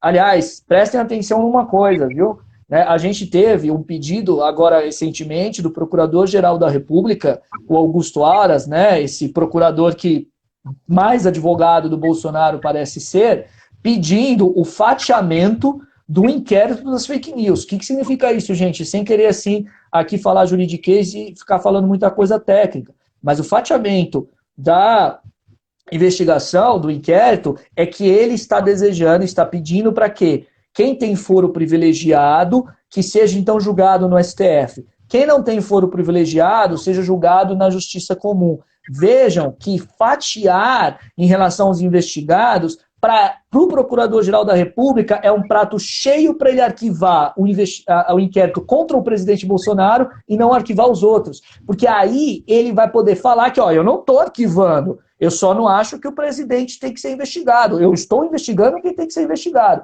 Esse fatiamento, na verdade, é uma estratégia da Procuradoria-Geral da República para arquivar a investigação contra o presidente Bolsonaro. Então vamos ver qual vai ser a decisão do Supremo Tribunal Federal, porque há aquela questão, né, dos crimes conexos e de que aquele que cometeu o crime e tem foro privilegiado puxa aquele que não tem, para que aquele que não tem seja também julgado no foro privilegiado, porque os crimes têm relação, têm uma conexão. Então vejam, isso vai ser muito importante ser visto. Porque, no fundo, né, como a Neuza disse aqui, minimiza o peso. A ideia é essa mesmo, é minimizar o peso para a opinião pública. E aí para os bolsonaristas falarem, ele não está engavetando, não, ele está colocando, ele vai investigar quem tem que investigar. O nosso mito idolatrado, imaculado, né, a nossa personalidade intocável, Bolsonaro não tem culpa, não viu nada, é inocente. Isso é uma estratégia, que a gente fique atento a isso. Porque, e aí vem, tomando leitinho, tomando leite lá, para provocar e tirar o foco disso, que é extremamente importante. Tira o foco disso, que é extremamente importante. Aliás, a sociedade brasileira ela precisa pressionar o Procurador-Geral da República para ele fazer o trabalho dele. Ele é Procurador-Geral da República. Ele não é, né, o tão famoso, né, aquela piadinha, o engavetador-geral da República. Ele não é advogado do Bolsonaro. E não tem que ser. Que ele honre o Ministério Público Federal. E não faça esse papel, que é um papel, né, ridículo, de advogadozinho do Bolsonaro. Sendo que o Bolsonaro já falou que indicaria ele para o Supremo Tribunal Federal, demonstrando que aí há, claro, uma espécie, né, de, digamos, comércio privado da coisa pública. Eu te indico se você me salva. Tá, e a função pública, como é que fica? Pois é, é o absurdo explícito. É o absurdo explícito. Né? Ele foi muito. Eu utilizaria a expressão escorregadio, arredio, talvez, na entrevista, né, que ele deu à Globo, né, o Aras. O Augusto Aras, né? Isso, e inclusive teve que responder, né, emitir uma nota se pronunciando ali que não é nada disso, né, não tem nada a ver, né. Então ele está numa posição complicada e, de fato, Guilherme, tem que prestar muita atenção, né? Porque o jogo de interesses aqui, né, a Tamara até bem lembrou, tá gigantesco, né? E feio, Tá feio. explícito, tá Explícito, explícito. é feio, feio. Vamos abrir aqui para as dúvidas, né? Não sei se o Guilherme aqui quer fazer mais alguma consideração, mas infelizmente a gente só traz esse cenário terrível, né, que a gente está tendo. E vamos esperar aí os novos desdobramentos, ver o que vocês têm de questões, né, Guilherme? E a gente vai discutindo. Não vamos desistir, apesar de ficar triste, o Guilherme revoltado, mas a gente não vai desistir. Esse é o mais importante. Mas isso é quase meio normal também, então. Mas uma coisa, a gente tem algum tempo ainda, Nath? Tem, tranquilo. Tá, Pode eu falar. só queria comentar também que aqui no Brasil a gente tem que olhar para nós mesmos também nessa questão racial que é muito grave. É muito grave e a gente precisa começar a enfrentar isso aqui de uma maneira, né? Primeiro reconhecer e começar a trabalhar isso de uma maneira mais madura, de uma maneira em que haja diálogo e que haja justamente, né, esse espaço, né, de diálogo de ideias, porque, veja, não tem cabimento. E aí eu vou também, né, aqui demonstrar rapidamente como às vezes a gente nem percebe o racismo estrutural. Não tem cabimento uma pessoa que deveria ali ter o dever de cuidado com uma criança e deixar aquela criança conscientemente subir no elevador sozinha. A gente está cansado de ver vários casos em que o Ministério Público denuncia por homicídio doloso, casos de dolo eventual. No dolo, gente, só para vocês rapidamente saberem, a gente tem aquela divisão do dolo direto e do dolo eventual. E na culpa, a gente tem a culpa consciente e a culpa inconsciente. O dolo direto é aquele, tenho uma pessoa ali na frente, eu estou com um carro a 170 por hora, eu vou acelerar e vou matar mesmo.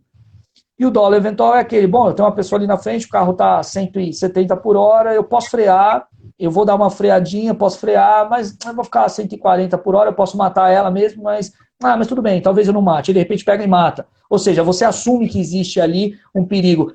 Por favor, uma pessoa que deixa uma criança subir de elevador sozinha e manda procurar a mãe que está andando com o seu cachorrinho, não pode ser, né, considerada ali em homicídio culposo. Eu duvido.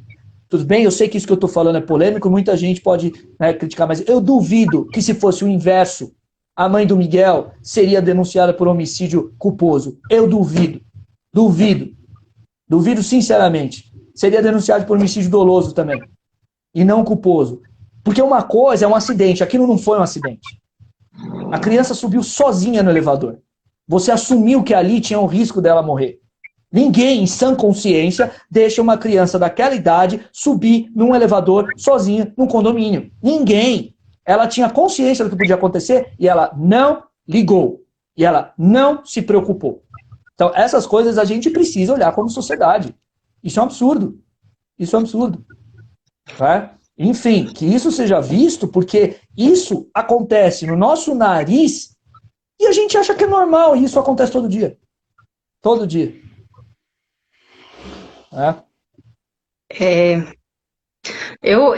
Às vezes, assim, posicionamento pessoal, eu fico receosa de tocar nesses assuntos, porque a gente sabe, tá muito batendo nessa tecla, né? A gente tem uma minoria negra, os negros têm uma dificuldade de acesso ao ensino superior, né? É inegável isso, dificilmente você é um grande pesquisador negro.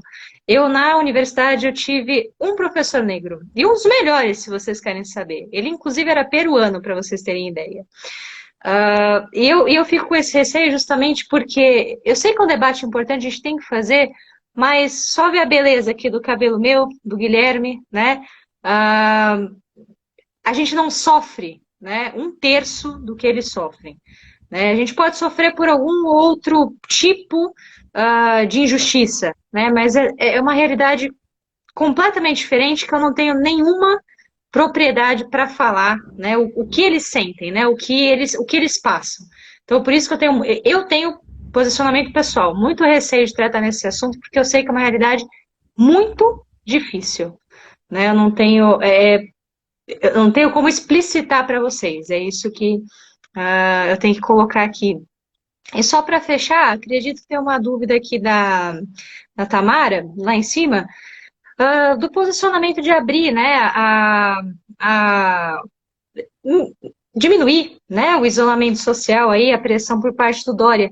Bom, na verdade, eu acho que tem sim uma pressão política, uma pressão, eu diria inclusive econômica, né, mas que se eles forem muito bem, né, eu digo eles, Dória e principalmente o Bruno Covas, que está justamente no centro dessa coisa toda, forem analisando com cuidado, eles vão ver que não vai haver uma abertura aí rápida, vão voltar atrás mais uma vez.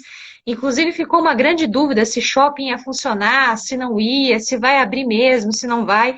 E na verdade o Bruno Covas teve que vir, teve uma edição extraordinária acho que do Diário, se não me engano, justamente avisando que não era para abrir.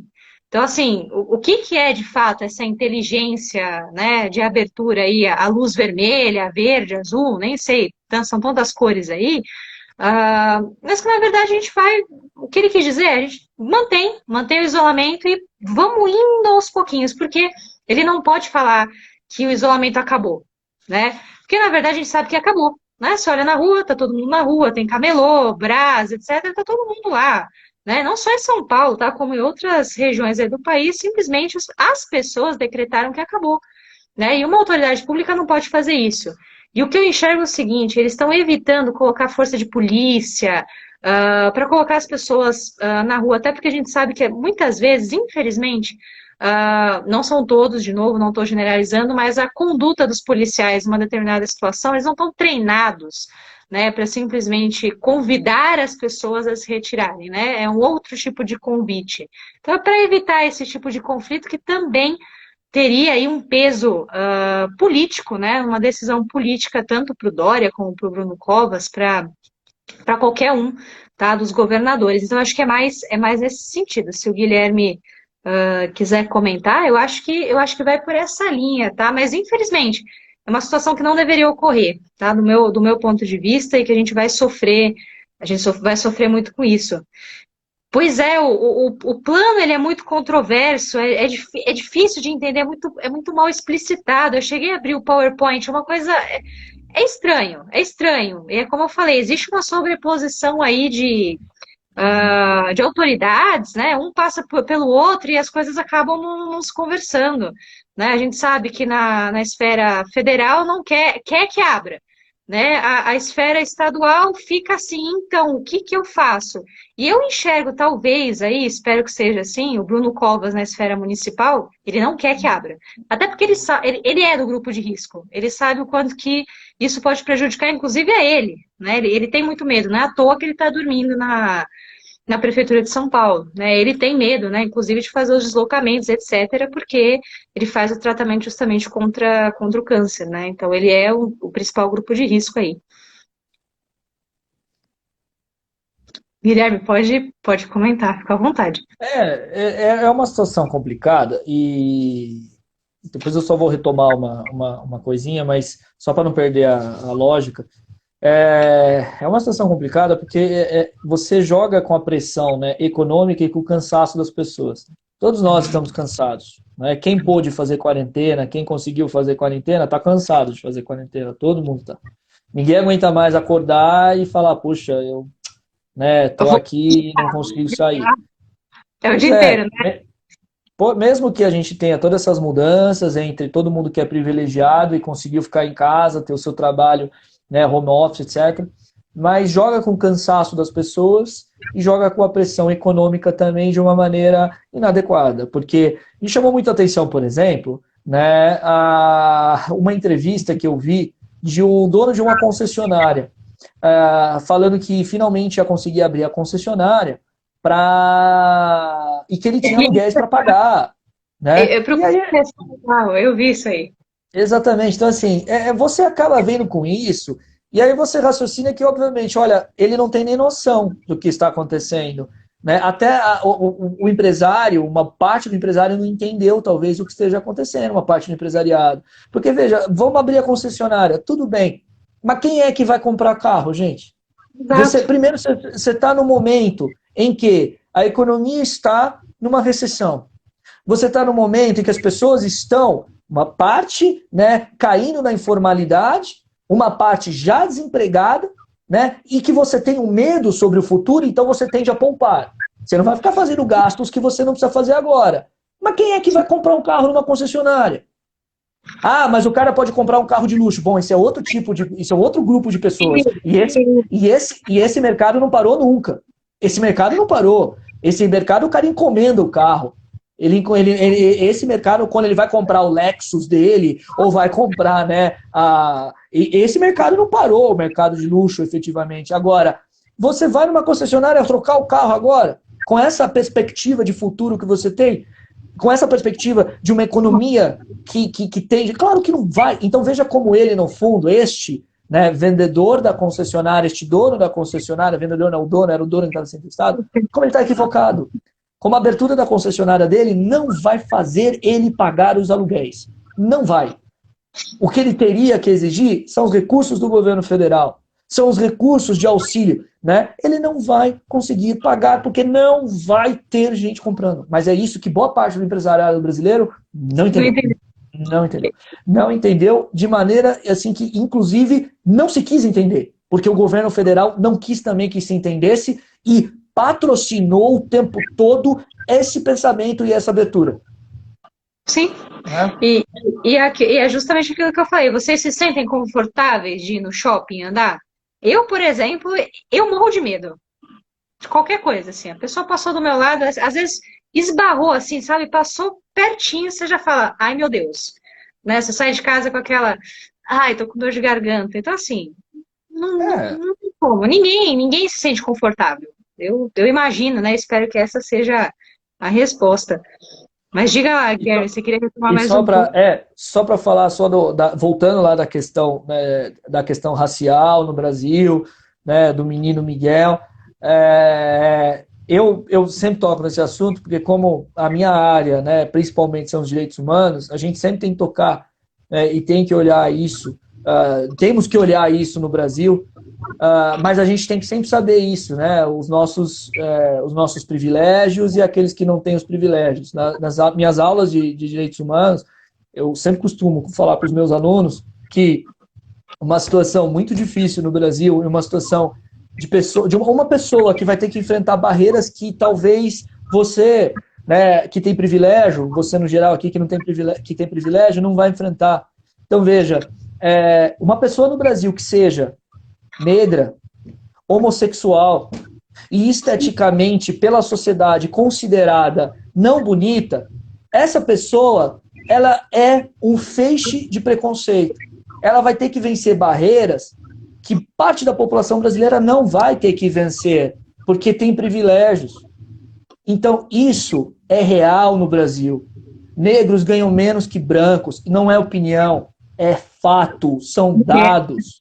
Mulheres ganham menos que homens, mulheres negras ganham menos que mulheres brancas. Sim. Isso são dados, não é fato, é fato, não é opinião. Sim, a Tamara falou que é uma mulher gorda, sim, que esteticamente a sociedade não considere bonita. Pobre, ou seja, é um feixe de preconceitos. O Brasil é um país preconceituoso, é um país de exclusão, é um país com racismo estrutural e isso precisa ser tratado nesse país. Portanto, veja, quando o governo federal vem com aquele papinho de meritocracia, discutir meritocracia no Brasil é simplesmente uma desonestidade. Você pode discutir, desde que todos estejam na linha de largada igual. Todo mundo esteja no mesmo. Exatamente. Claro. Não estou fazendo aqui um discurso contra a meritocracia, mas a questão é discutir meritocracia no Brasil com todos os pontos de partida desiguais. Isso é desonestidade. Essa política do Ministério da Educação de você... gente, olha que absurdo a gente chegou. A gente tinha uma propaganda no Ministério da Educação falando: estude por onde você puder, estude pela internet, procure professores. Você está falando isso para um país onde uma grande parcela não tem nem acesso à internet. E quando tem uma internet precária. e você quer fazer e você faz uma propaganda com recurso público do governo federal falando isso. Olha que absurdo. A gente está vivendo no Brasil, é o período, assim, o absurdo explícito que a gente nem percebe de tantos absurdos que a gente tem. É simplesmente uma coisa. Quando eu vi essa propaganda, eu simplesmente falei, meu Deus, olha aonde a gente chegou. O governo federal, ele está falando para você, se vira aí, cara, estuda, porque a gente não vai, né, não vai simplesmente parar o Enem e se vira. Né? A Tamara mais uma vez lembrou o Pátria Amada do Brasil com um monte de crianças suecas ali. Né? Ou seja, é um absurdo. O que a gente está vivendo é o explícito do absurdo todos os dias. Todos os dias.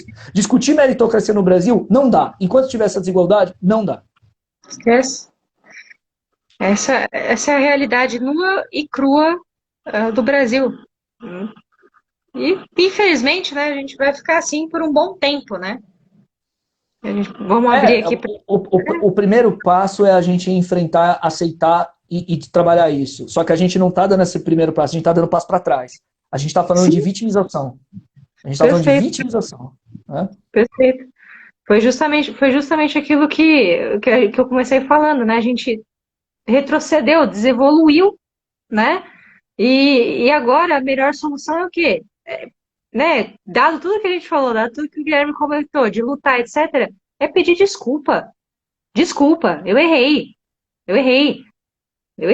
Teve até um comentário de um colega meu do mestrado, né? Eu acabei escrevendo também numa rede social a respeito, né, dessa situação. Eu falei assim, pois é, inclusive tem a desonestidade intelectual, que também é terrível, né? E justamente a gente tenta, né, fazer o papel contrário, né, Guilherme? A gente tenta. Enfim, o Thiago até comentou, uma pintura surrealista, né? Um Dalí aqui, dirigido por Tarantino, e olhe lá, né? Entre tantas outras coisas aqui. E essa questão da desonestidade intelectual é uma marca desse governo. Esse governo é desonesto. Ele é desonesto na retórica, intelectualmente, ele constrói, né, relações que são completamente, né, desconectadas da realidade. Ele é um governo que preza pela desonestidade intelectual. É um governo anti-ciência, é um governo anti-pesquisa, é um governo antes, né, uma reflexão séria a partir de dados e fatos. É um governo simplesmente, né, trágico. Para a ciência, é um governo trágico. Eu gostaria até, né, Natália, até para perguntar o que raios o Marcos Pontes está fazendo nesse governo, até agora. Tadinho, ele não fala, né? Ele não fala. Eu raramente não fala, né? O Marcos Pontes, dois momentos marcantes na vida, né? Ele foi para o espaço no governo Lula, né? E ele vendeu travesseiros com a chancela da NASA. Não querendo desmerecer o Marcos Pontes, né? Não querendo desmerecer tudo que ele estudou para ser astronauta, né? Eu respeito muito, mas o que ele está fazendo nesse governo? Qual é a função dele? É duro, hein? É dureza. Pois é. É triste. Podia ter continuado no espaço. Nossa, com certeza, ainda fazia a companhia agora para o SpaceX que está lá do Tesla, né? Não desmereceram o travesseiro. Eu não sei. A risada foi porque o Guilherme tirou do fundo do baú, por isso que eu dei risada, mas é bom, o travesseiro é bom. Acho que ela tá falando que eu tô desmerecendo o travesseiro, Leonardo. Não. Vamos ver aqui se vocês têm mais dúvidas. Aí eu já encaminho aqui o Guilherme para suas considerações finais, já deixo o agradecimento, agradeço todos vocês mais uma vez e a gente vai aí ajudando vocês todo sábado, né, para justamente... Agora a gente usa o bordão, né? Desmistificar essa situação, que na verdade não é nem mais desmistificar, né, Guilherme? É justamente, como ele bem falou, fala o óbvio. Né? Fala o óbvio. Fala o óbvio, né? Tempos difíceis em que o óbvio precisa ser tantas vezes explicado. Tantas vezes explicado. Né? Por conta justamente de um governo que combate, né? Que combate aquilo que é o óbvio em relação ao que nós temos que fazer. É muito ruim isso. É muito ruim. Mas a gente tem que, mesmo, né, diante de toda essa dificuldade, a gente tem que ter força aí para resistir. Como a gente comentou, esses movimentos são importantes. Está começando, tem que acreditar neles, tem que dar força, né? E tem que fazer uma espécie de união política no país, deixar as diferenças de lado. Né? Por que a gente fala tanto, aliás, aproveito só para falar isso de uma organização suprapartidária, uma manifestação suprapartidária? Porque diante de um governo trágico e absurdo desse, que na minha opinião é disparado, acho que um dos piores governos da história do Brasil, com todos os problemas da história do Brasil, é um governo que a gente vai sentir muita vergonha para frente. Quando a gente chegar no momento em que o governo for estudado e que a gente for produzir sobre o que o Brasil fez, é um governo que a gente vai se envergonhar muito na história por a gente ter tido. A gente ainda vai se arrepender muito desse governo, mas percebido isso, o que é necessário ser feito é que a gente deixe as nossas diferenças de lado, se una como nação e como país contra esta grave situação, e depois que essa grave situação for resolvida, cada um vai para o seu lado, propõe qual é o projeto de país que tem, discute o projeto de país, põe nas eleições e a gente segue com a nossa democracia, que está sofrendo muito, e está sofrendo graves perigos, sim. Que a gente não pode desistir, dela. Não pode desistir dela. E não pode dar a vitória para esse grupo de alucinados que hoje governa o Brasil. Mais algum comentário? O Guilherme bem aqui fechou, de certo modo. Mas pelo menos da minha parte, né, acho que esses são os comentários principais da semana. Agradeço de novo a participação de vocês. Guilherme, mais uma vez, obrigado. E aí a gente vai conversando, deixo aqui também para vocês depois colocarem comentários, a gente vai somando tudo aqui para falar com vocês no sábado que vem. Então, Guilherme, uma boa noite, muito obrigado. Se tiver qualquer outra consideração, todo espaço final aqui. Fala, desculpa, Nath. Pode, manda ver. Não, o senhor vai falar também que, agradecer sempre todo mundo que acompanha aqui, que a gente faz isso, justamente para tentar ajudar a esclarecer, com o nosso trabalho, que é voltado justamente para pesquisar, para produzir, intelectualmente, academicamente, para contribuir. A função é contribuir, e ajudar a gente a construir um país melhor, sim. Não é retórica bonitinha, não é construir um país melhor. O nosso país está muito judiado, o nosso país está muito, tá muito machucado, está vivendo um período muito, muito ruim. A gente precisa justamente retomar ele. O país é nosso, esse movimento de retomar os símbolos do país, a bandeira do Brasil, a camisa da seleção. A gente tem que retomar aquilo que é do Brasil e não é de bolsonarista. Se apropriaram e devem ser desapropriados agora. E também, com isso tudo, desejar para todo mundo força, esperança, procurar a luz no fundo do túnel sempre, sempre, por mais que o túnel pareça fechado, a gente tem que procurar. Esperança é aquela que realmente nunca pode morrer, mesmo para todos nós, e que quem tiver aí uma boa noite com o travesseiro da NASA, não fique bravo comigo, durma bem no travesseiro da NASA. Só respondendo, fica salvo sim, tá bom? Quem quiser assistir de novo tem no IGTV, depois logo eu vou subir lá pro YouTube, eu tô um pouquinho enrolada, mas vou editar bonitinho para vocês assistirem com mais calma, eu aviso também por aqui. De novo, nossos corações aqui abertos para vocês, nossas caixas de DM também, para vocês perguntarem o que ficou alguma dúvida que não foi esclarecida. Kleber, obrigada aqui por ouvir a primeira vez, Carol, todos vocês, Tamara pelos comentários. Tá bom? E é isso, o Guilherme fechou muito bem. Não desistam. É triste, eu fico triste? Fico, mas não desistam, tá bom? Alguma hora tem que dar certo. Por mais que isso esteja demorando um bom tempo, tá bom? Não desistam, força. E estamos aqui por vocês, tá bom? Então, Guilherme, muito obrigada. Tchau. Obrigado você, Nath. E uma boa noite aí para todo mundo. Boa noite, gente. Tchau, tchau. Tchau, tchau.